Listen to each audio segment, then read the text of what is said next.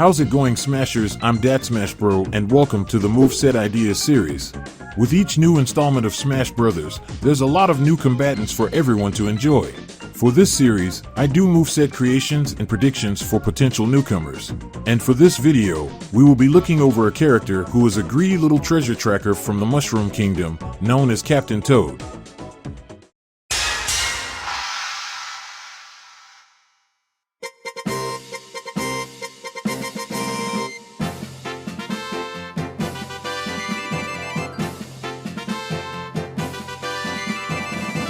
Captain Toad is a character from the Super Mario games.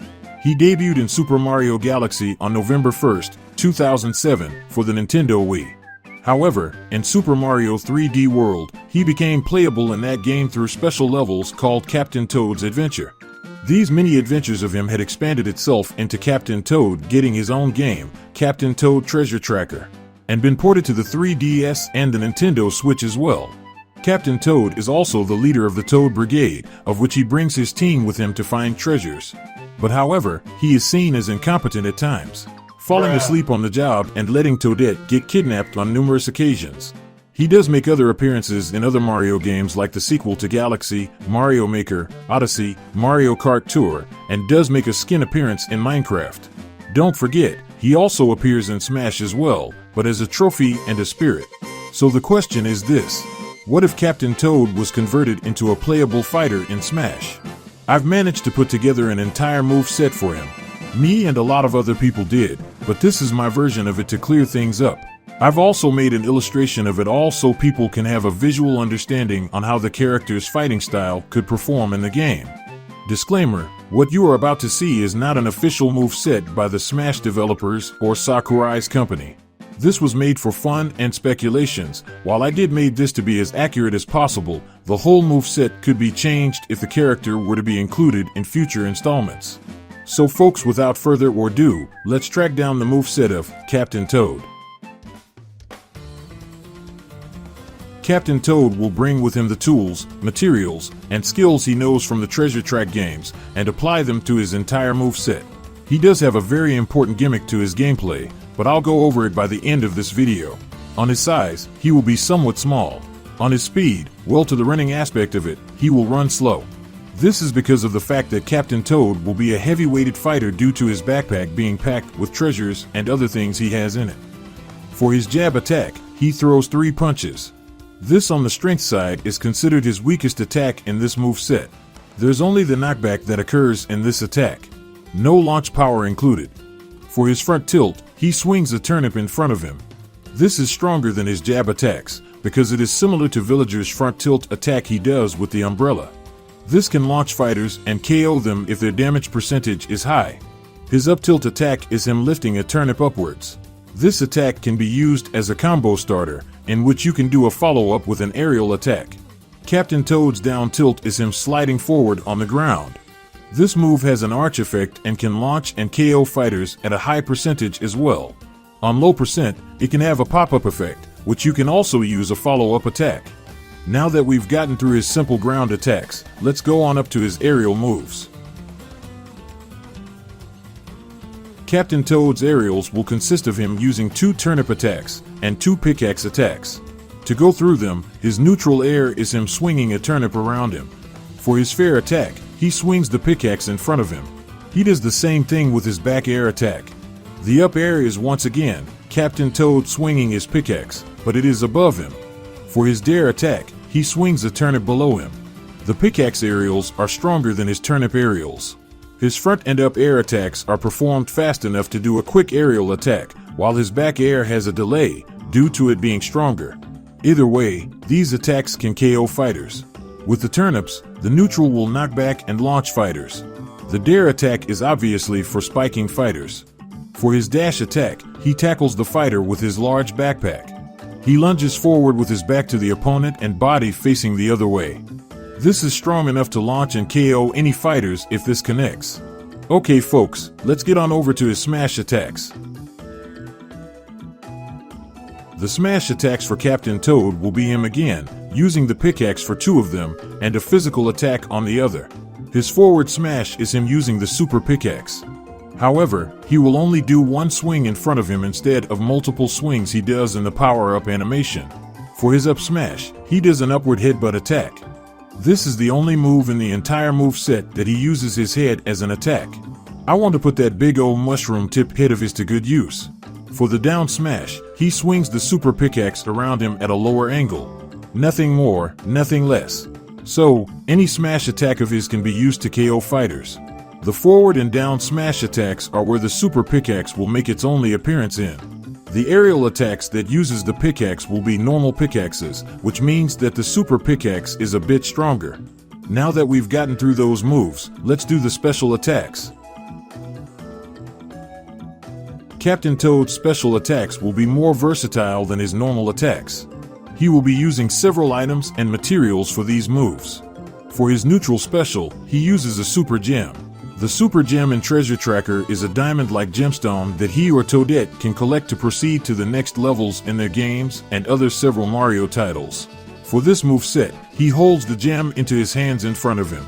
Because of the properties of this item having a mirror-like effect on it, he can reflect energy like projectiles back to the other fighters. In other words, his neutral special is a reflecting move.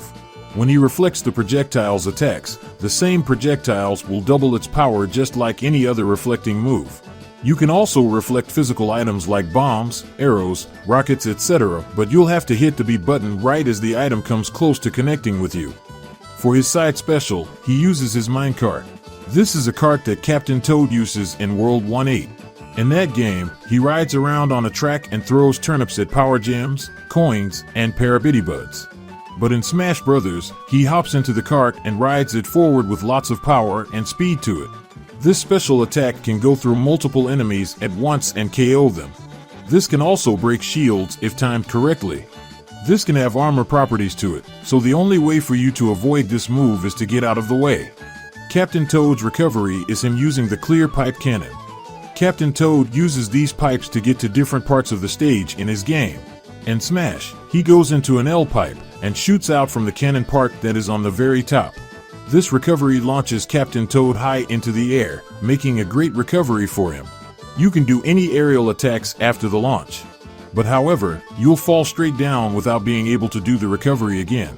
Until you hit the ground, of course. You will be invincible when going into the pipe if anyone wants to know. You may want to know if you can aim with this recovery.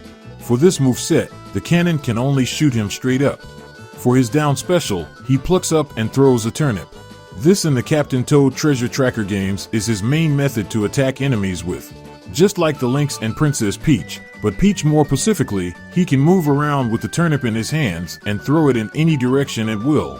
1 out of 10 chances, Captain Toad can pluck up a bigger turnip. This version of the vegetable is heavier, more powerful, and has a shorter throwing distance to it.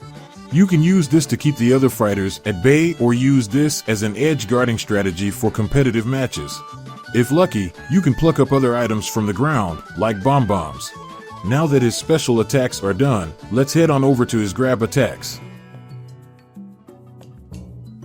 For Captain Toad's forward throw, he does the same thing as his dash attack, the backpack tackle attack. For his back throw, he tosses the fighter behind him. For the up throw, he puts the fighter into a turnip cannon and fires them upward into the air. And for the down throw, he performs a body slam with his backpack onto the fighter. His forward throw will have enough power to distance the fighter from him. The back and up throw are more used to KO the fighter. On lower damage percent, the up throw will be good to start a combo from. The down throw will do the same exact thing as the up throw. So, before we go on to the final smash and stage, let me go over his gimmick. Because it is very important to his gameplay. Some, or all of you know what I'm about to say. And you're right on the money. In the Captain Toad Treasure Tracker game, he is unable to jump due to 2 reasons. 1. In an interview with the game's producer, Koichi Hayashida states, "We introduced a character with the ability to jump. But one thing we discovered right away was that if we played these levels with a character that could jump, we would have to make these stages very, very big, because jumping allows the character to go wherever they want." And the second and more known reason is his backpack being too heavy. So how does a character without the ability to jump could operate in a game where 99% of the time, the players jump around and be off the stage in midair? Well, in Smash, he can jump, but here's the thing. When Captain Toad jumps in Smash, the height distance from the ground on his second jump will be the same distance of a short hop. Usually in Smash, when a character does a double jump, they have airtime before coming back to the ground. Captain Toad will barely, and I mean barely, have any airtime. He will only be in the air for not even a second, and he'll come back down really fast. If you were airborne with Captain Toad, for an example, you were launched, he'll fall down to the ground faster than most fighters. The jumping will be like this. His first jump is his body barely hopping, but he will still be on the ground due to the backpack. But when you use the jump button the second time, he will be able to jump fully, but at shallow levels. So how can I apply that to the aerial attacks? Instead of pressing the jump button the second time by itself, you press the jump and the A button and move the left analog stick in 4 directions at the same time after the first jump is performed. In other words, his gimmick is more of a downside than being an advantage for him. With his movement, speed, and restricted jumping abilities, Captain Toad would be more of a ground fighter, like Little Mac. Unlike him, Captain Toad's aerial attacks do damage. So, this is something that most competitive players are going to have to get used to if they were playing as him. If you want more information about his gimmick, let me know in the comments. And now, let's go to his final smash. For Captain Toad's final smash, he will use a boss that he challenged in his game. And that boss is no other than Dragodon. In the game, Captain Toad defeated the dragon a couple of times by ascending Pyropuff Peak and drops a rocky platform on its head. For the final smash, it can be a cut scene of Captain Toad on the head of Dragodon while it's blowing fire at the opponents. This will kill any fighters who has a high damage percentage. For his stage, it can be the first level in his game, Plucky Pass Beginnings. This stage will be exactly like Banjo-Kazooie's Spiral Mountain. The whole stage could rotate itself in different horizontal angles and views of the level.